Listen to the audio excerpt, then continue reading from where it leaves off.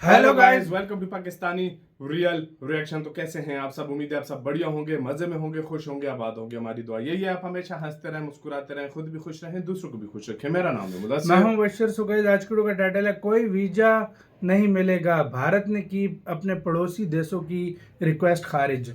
तो भाई साहब, ज्यादा एक से ज्यादा है क्या? भाई पड़ोसी देश भाई पहले आपको पता है भारत पे भोंगते भी हैं, भारत को फिर पड़ोसी। हालांकि भारत ने कितनी मदद की, लेकिन फिर भी नेपाल, ये बांग्लादेश, मालदीव, फिर चाइना, फिर पाकिस्तान, सारी मतलब एक मतलब ही है एक तरह से। तो जाहिर बात है भारत का फिर वीजा भी मांग रहे थे। जाहिर बात है पाकिस्तान तक वीजा मांगता है इलाज के लिए, आपको पता नहीं है। तो भाई जब मुश्किल वक्त आती है तो वीजा मांगते हैं, तो लगता है भारत ने कोई उनकी रिक्वेस्ट खारिज की है। क्या हुआ है, बांग्लादेश का हुआ है, सारा सीन पहले जानेंगे, बाकी बातें करेंगे बाद में। गाइस, इन्फो टैग का ये वीडियो है, इनकी वीडियो का लिंक मिल जाएगा डिस्क्रिप्शन में। मतलब आप भारत भाई उन्हीं की भाषा में उनको जवाब दे रहा है कि भाई आप वो जो प्यार श्यार की जो थी वो खत्म हो गया, आप भाई अपना काम करो। तो काउंट डाउन करते हैं 3, 2, 1 एंड स्टार्ट।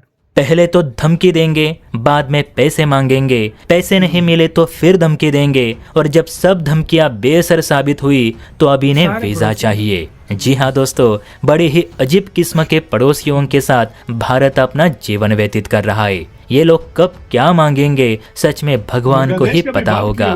देखिए ना, कल तक जो बांग्लादेश शेख हसीना को लेकर भारत को धमकियां पे धमकियां दे रहा था, वही बांग्लादेश आज वीजा के लिए भारत के आगे झोली फैला रहा है। अब आप लोग भी सोच रहे होंगे कि बांग्लादेश को भारतीय वीजा की जरूरत क्यों आन पड़ी। तो देखिए, इसके पीछे भी बांग्लादेश की एक बड़ी मजबूरी छिपी है, जिसे आज हम इस वीडियो में डिस्कस करेंगे। तो बहुत बड़ी खबर है, चलिए इस महत्वपूर्ण खबर की शुरुआत करते हैं। देखिए, बांग्लादेश के विदेश विभाग ने भारत से एक निवेदन किया है कि भारत बांग्लादेशी लोगों के लिए अपनी वीजा सर्विस पुनः शुरू करे। आपको याद होगा, जब शेख हसीना भारत आई थी, उसके अगले दिन ही भारत के विदेश विभाग ने बांग्लादेश के लिए अपनी वीजा सर्विस बंद कर दी, क्योंकि बहुत से घुसपैठी भारत में दाखिल होने की संभावनाएं बढ़ गई थी। जब भारत ने बांग्लादेश के लिए अपनी वीजा सर्विस बंद की, तो इसके परिणाम ये हुए कि जो बांग्लादेशी रोजगार के लिए भारत आया करते थे, जो बिजनेस के लिए लोग भारत आते थे, जो पढ़ाई के लिए स्टूडेंट भारत आ रहे थे, उन सब का आना ही बंद हो चुका है।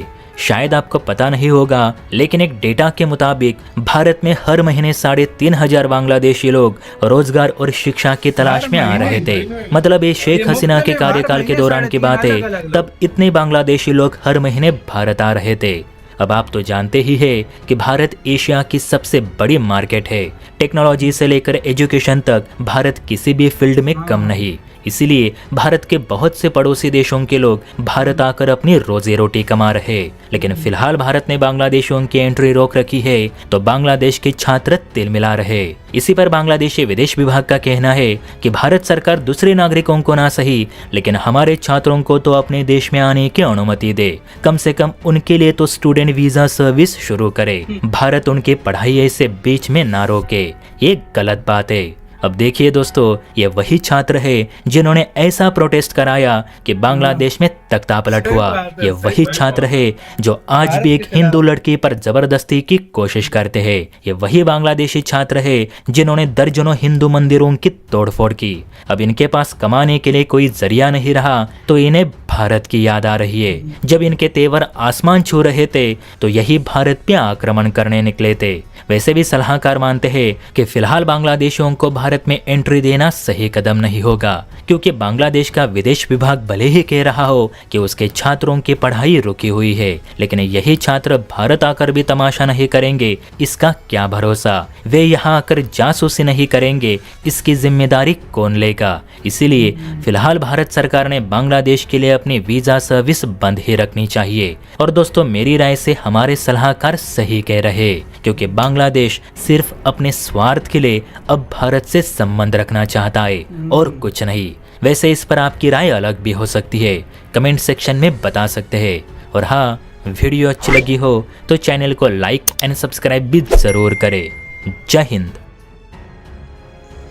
इसी के साथ हुई यार वीडियो ख़त्म। बाकी सही नाम रखा निकम्मे पड़ोसी। वही बात है, भारत पे बातें भी करते हैं, भारत के खिलाफ बोलते भी हैं, और फिर वीज़ा भी लेने भारत से ही आते हैं, और भारत भी सीधा उनके साथ हुआ है, भाई कोई नहीं मिलेगा, बाढ़ में जाओ सीधी बात। अच्छा, मुझे जो लग रहा है ना, जो सिचुएशन मुझे लग रही है, अगर बांग्लादेश ठीक नहीं होता और अगर बांग्लादेश के रिलेशन इंडिया के साथ अच्छे नहीं होते, जिस तरह पाकिस्तान पे वीजों की पाबंदी है ना, सेम बांग्लादेश पे हो जाएगी। सर पाकिस्तान में सिर्फ एक ही अब रीजन से, या तो पिलग्रम विजिट के लिए जा सकते हो, और या तो फिर आपने जाना है तो मेडिकल टूरिज्म, जो मतलब मेडिकल इलाज कराने आप जा सकते हो। पाकिस्तान से यही दो हैं, और मुझे कोई एक, और ये भी बड़े मुश्किल से लगते हैं, ये नहीं आसानी से लगते हैं।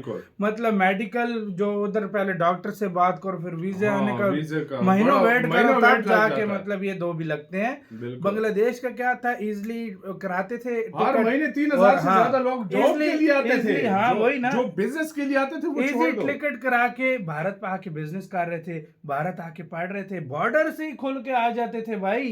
उनको मतलब पासपोर्ट दिखाते थे, बॉर्डर से पहुंच के इंडिया में आके अच्छी पढ़ाई। आपको पता है इंडिया में दुनिया जहान की चीजें हैं, बड़ी से बड़ी टेक्नोलॉजी, बड़ा सा बड़ा बिजनेस आप खोल सकते हो, मतलब बहुत ज्यादा अपॉर्चुनिटीज है आपके मतलब कमाई करने की। हाँ भाई, तो ये सारी चीज इंडिया में जो बांग्लादेश की बात कर रहा हूँ, जो बांग्लादेश में कखपति था ना, जिसके पास कुछ नहीं पता था, वो उधर जॉब करके इंडिया में वो लखपति बना, और जो बांग्लादेश में लखपति था वो इंडिया में जाकर करोड़पति बना। ऐसा बिजनेस, और इंडियंस के साथ बिजनेस करके कितना ऊपर गए। उन्होंने अपनी इंडिया की टेक्सटाइल कंपनी से जाकर उधर कितना इन्वेस्ट किया।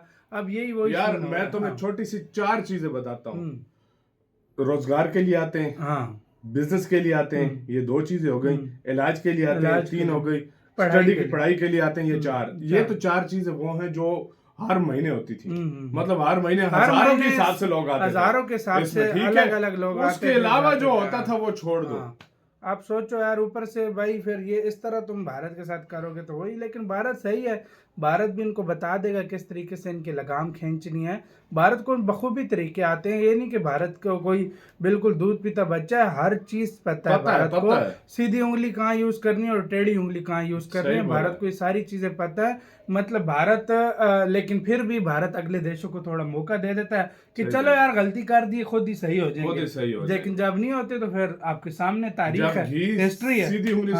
फिर भाई आपके सामने हिस्ट्री है, रही है। भारत ने इंडिया का एक ही बात है, मुझसे पंगा ना लो, मैं पंगा नहीं लूंगा। मुझसे पंगा लिया तो मैं छोड़ूंगा नहीं। सीधी सी बात ये इंडिया का सिंपल सा, और इस पे भारत कायम है। सीधी सी बात है, इस पे शुरू से कायम है और अभी तक कायम है। पहले पंगा नहीं लेता, पंगा लेते हो तो ऐसा फिर भारत करता है कि फिर वो कोई पंगे लेने कहीं के रोते रहे, कहीं जाने के काबिल ही नहीं रहते। आपका क्या सारे फैसले के ऊपर क्या कहना है? भारत जो मतलब वीजा अच्छा किया नहीं किया, मतलब वीजा खोलना चाहिए या बंद ही रहना चाहिए? आप क्या कहते हो? अपनी राय लाजमी दीजिएगा कमेंट सेक्शन में। अपना बहुत ज्यादा ख्याल रखिएगा। तो यार